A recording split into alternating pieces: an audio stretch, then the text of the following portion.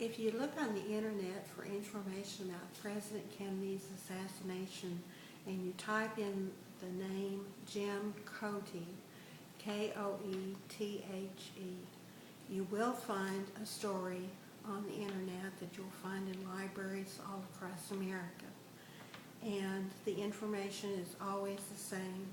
It's that Jim Koethe was a reporter for the Dallas Times-Herald, that he had been in Jack Ruby's apartment several days before the assassination, and that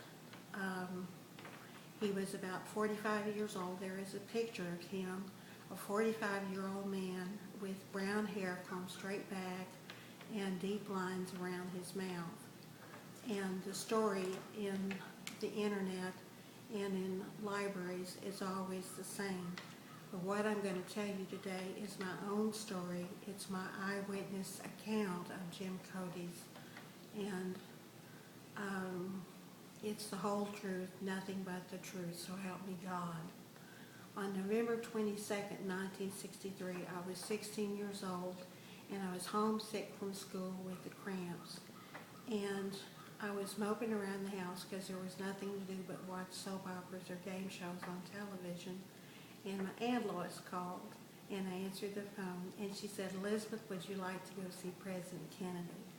And I was just thrilled because I wanted to do something like that so much, but I asked my mother, and she said, "If you're too sick to go to school, you're too sick to see President Kennedy." So there was nothing for me to do but watch television.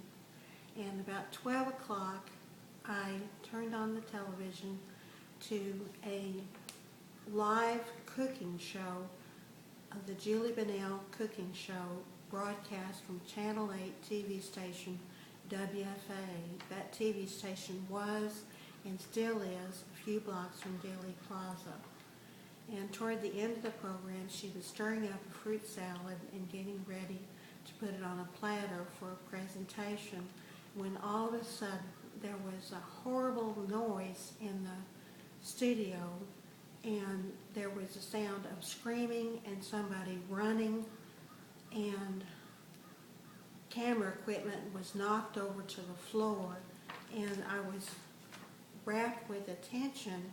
And then this young man with pale, thin blonde hair ran in front of the cameras, and Julie Bennell was just standing there with her mouth open. This man obviously knew his way around that TV station, and he started screaming. It was horrible. It was horrible.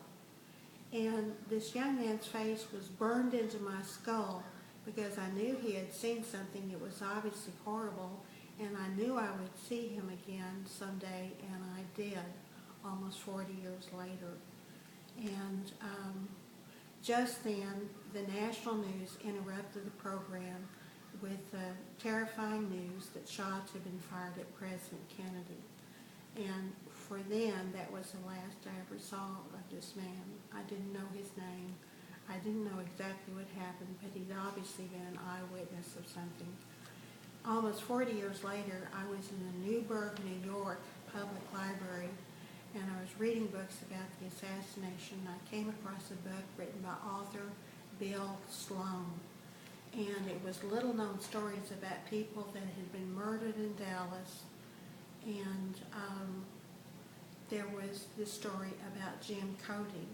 The story in the book was the same as in other books, but the picture, full-page picture of Jim Koethe, was the young man with thin, pale blonde hair that I'd seen on Channel 8 TV station that day in Dallas. It was the same man. And this is a map of a small section of Dealey Plaza.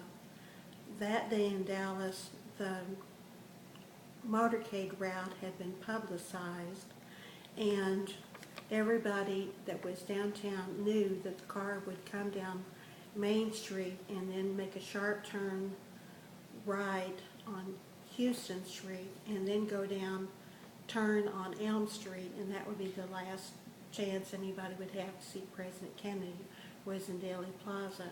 And all these lines right here are the witnesses that were standing 2 or 3 deep on the curb to see the president. And this is the old Dallas County Courthouse. And right here in the intersection, there were also people standing because they knew the car was going to turn right there. And right here, this is the landscape retaining wall where there were a lot of college students and high school students sitting, and all they had to do was turn their heads to see a second view of President Kennedy as he went down Elm Street. And these people in this section of the street were also eyewitnesses. All they had to do was turn their heads to see Elm Street. And these are the people that were eyewitnesses that were close enough to that TV station that they could have run there. And that's probably where Jim Koethe was standing. And Jim Koethe was murdered later. And this is a fact. And he was a young man with hopes and dreams for a bright future. And I know what death is, because I had a life after death experience when my husband was suffocating me. I was a battered wife for 5 years. And my spirit left my body, and I went up through a tunnel, and I was standing in front of the huge light, and I was judged of whether I loved God and loved my fellow man, the two greatest commandments, and my answer was no. But there was a man on this side of the huge light with dark hair and a white robe, and he interceded for me. And then he turned to me and said, "I'm sending you back. I have things for you to do." And one of these things is to tell you about Jim Koethe.